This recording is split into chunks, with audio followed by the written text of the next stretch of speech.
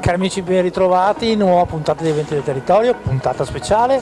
Siamo a Bidor, siamo al centro polifunzionale e siamo in compagnia di Federico Sartor, che è un componente, un giocatore della SD Treviso Freccete. Siamo al primo Memorial Franco Zambon. Federico, la vostra associazione sempre alla ricerca di primati, di gareggiare, di vincere, ma anche, soprattutto come oggi, di partecipare e organizzare eventi di solidarietà. Ahimè sì, succedono anche queste cose. Allora la SD Freccete Treviso si occupa prettamente del gioco delle freccete, copriamo il territorio provinciale, ci prestiamo a tutto quello che è il software per la riuscita dei tornei, l'estrazione dei giocatori, tutto il cartaceo.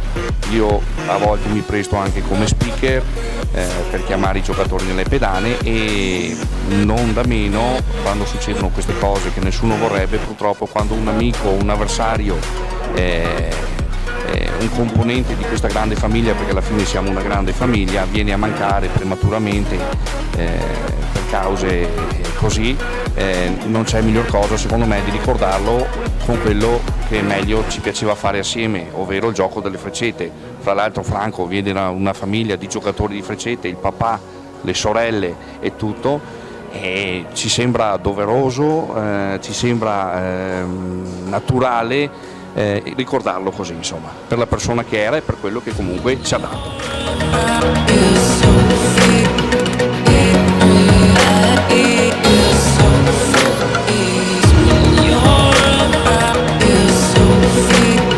Riccardo, il papà, un ragazzo giovanissimo che ci ha lasciato, ma che, come vediamo alle nostre spalle, ha lasciato qui da noi un grandissimo ricordo.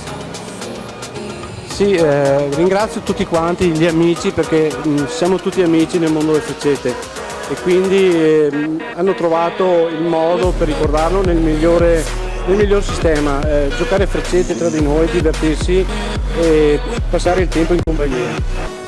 Franco da lassù ci guarderà e ci dirà grazie mille a tutti, perché veramente qua dietro di noi c'è una grande famiglia che nel momento di ricordare una persona, nel vostro caso tuo figlio, ma anche altri componenti come mi dicevi poc'anzi, ci sono sempre. Sì, ci sono sempre comunque le grandi occasioni, lui da lassù molto probabilmente si starà divertendo, vedendo noi che lo ricordiamo facendo lo sport, che mi ha sempre accomunato, perché già a 11 anni mi seguiva nel mondo delle freccete, e molto probabilmente adesso starà giocando a freccete con il nostro amico Patrizio, che è mancato poco tempo fa.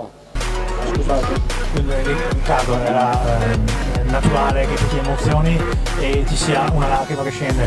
Noi ti ringraziamo per averci reso partecipe di questo evento, e sicuramente tutti i tuoi amici ti saranno vicini in questo momento di ricordo e di festa, perché comunque Franco avrebbe voluto fosse stata una grande festa.